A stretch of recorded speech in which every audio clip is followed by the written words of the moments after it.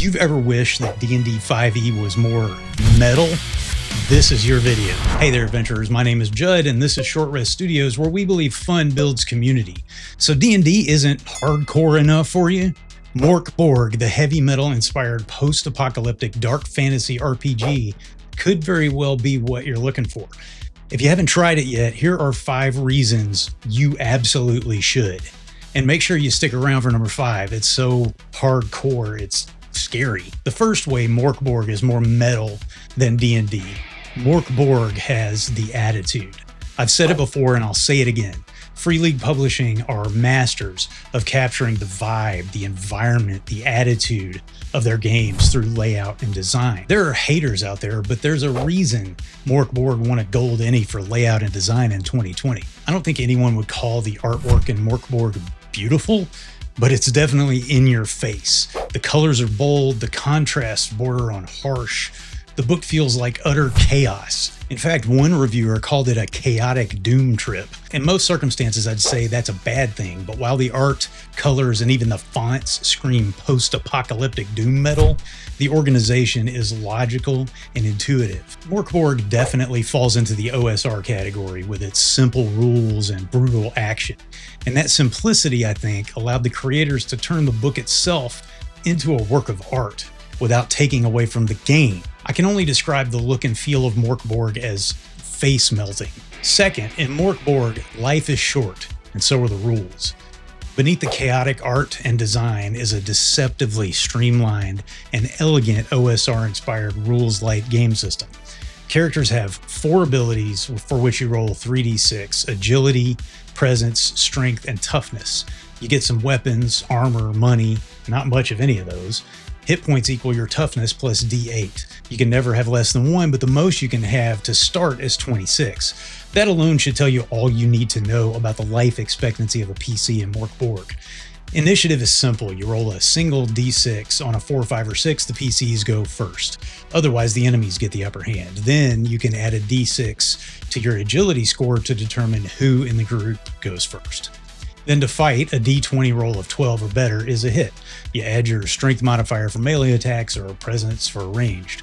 If your PC gets to 0 HP, you could just be unconscious, or you could lose a limb, or you could die, depending on a d4 roll. If you go below 0, you're dead. There's a ton more flavor for characters with terrible traits like cowardly or suspicious, and bad habits like you can't stop drinking once you start, or you make jewelry from the teeth of the dead, if this can be considered a bad habit. Classes are optional in Mörk Borg, but you will not want to pass them up. Each of the game's 6 classes gives your PC certain abilities, a bit of an origin story, and a specialty, or weird personal item. Kind of typical stuff for classes in a tabletop role-playing game, but these classes are anything but typical. They're tightly tied to the bleak, brutal world of Mörk Borg, and they highlight one of the things that make the game so fun. It's dark humor. If you're a little twisted, you probably are going to find some of these funny. Take the Gutterborn Scum class and you'll be stealthy. You could also have been raised by rats and have the abominable Goblobber specialty. Quote, your phlegm is viscous, lumpy, vile, and ballistically accurate at short range. Or you could be wretched royalty. You'll be painfully average, but you could have a talking magical sword that taunts you and an annoying court jester who distracts your enemies in combat. There's also the esoteric hermit, the heretical priest, and the occult herb master.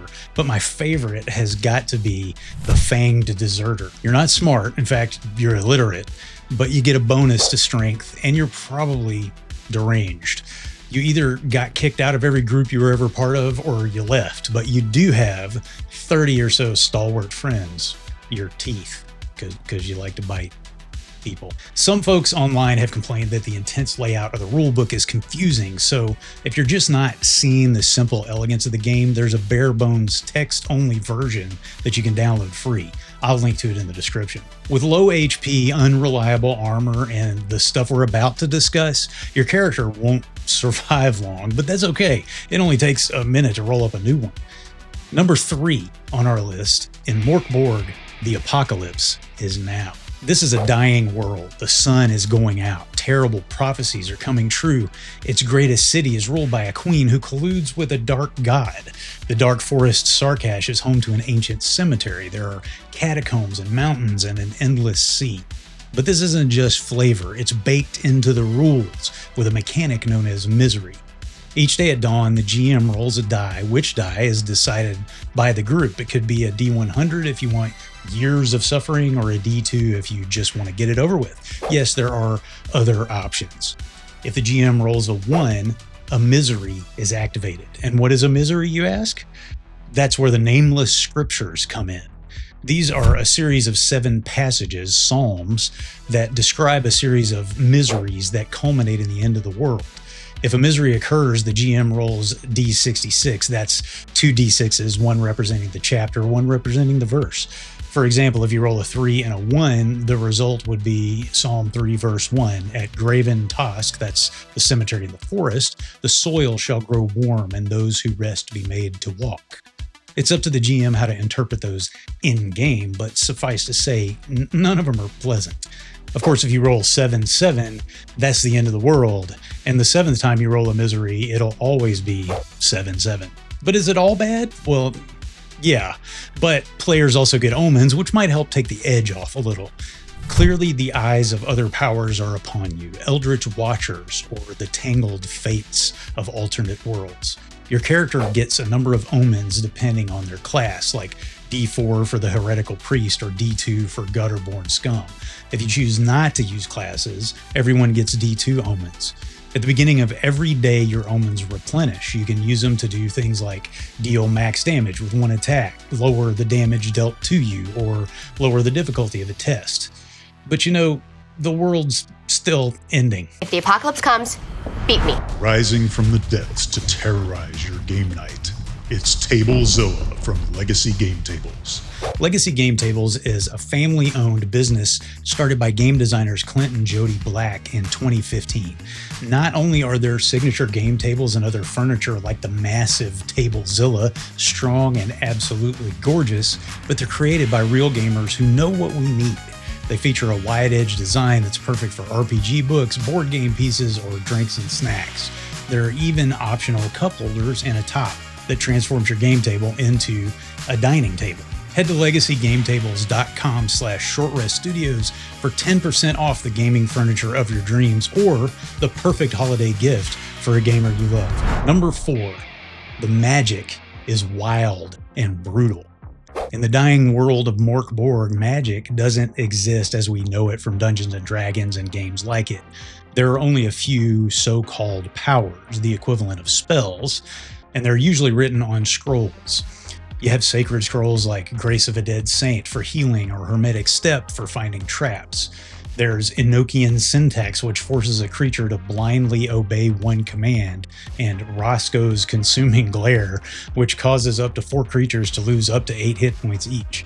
Then there are the Unclean Scrolls. Those are powers like the aptly named Telekinesis, or Demon of Capillaries, which causes a creature to suffocate for D6 rounds, losing D4 hit points per round. And of course there's the power known as Death. All creatures within 30 feet lose a total of 4d10 HP. Unlike D&D with its specialized caster classes, anyone can use a power as long as they have a scroll. Every morning you roll your presence plus a d4 to determine how many times you can use powers that day. To use a power, you just have to read the scroll. You roll a d20 plus presence. On a 12 or higher, the power succeeds. Under 12 means the power doesn't work, plus you lose d2 hit points and become dizzy for the next hour. That doesn't sound too bad, right? Well, if you try to use another scroll while you're feeling those effects, it'll always fail, as the book says, in the worst possible way. The GM can decide what that is, but there's an optional table of arcane catastrophes, things like your teeth fall out and are replaced by fingernails, or your eyes burn and bleed before falling out, or you could just be devoured by a 2-headed basilisk god. As horrifically metal as that is, it's got nothing on number 5. In Mörk Borg, the monsters live up to their name. Like everything else in this game, the bestiary is short but terrifying. Of course, there are many third-party monster books available. I'll link to some in the description. Some of the creatures here are familiar, most aren't. But they're all the twisted products of a metal-obsessed Nordic nightmare. One of my favorite examples is the Goblin, the ever-present opponent of nearly every low-level D&D adventurer. Goofy, sneaky, maybe even a little cute if you lean that way. But goblins in Mörk Borg are cursed abominations. Sure, their stats may not be particularly terrifying. Honestly, though, it doesn't take much for a monster to be dangerous in this game. And that's because, at least in part, Mörk Borg uses monster lore in a way that actually impacts gameplay. Goblins were once human, but they've been cursed and transformed. They're now trapped in crazed goblin flesh and are forced to watch as their bodies commit horrific acts. The goblin curse, well, it's airborne. Any party that encounters them is automatically cursed too. There's no remove curse or any kind of catch-all spell to reverse it. Unless they kill the very goblin who cursed them, they will face the same fate in D6 days.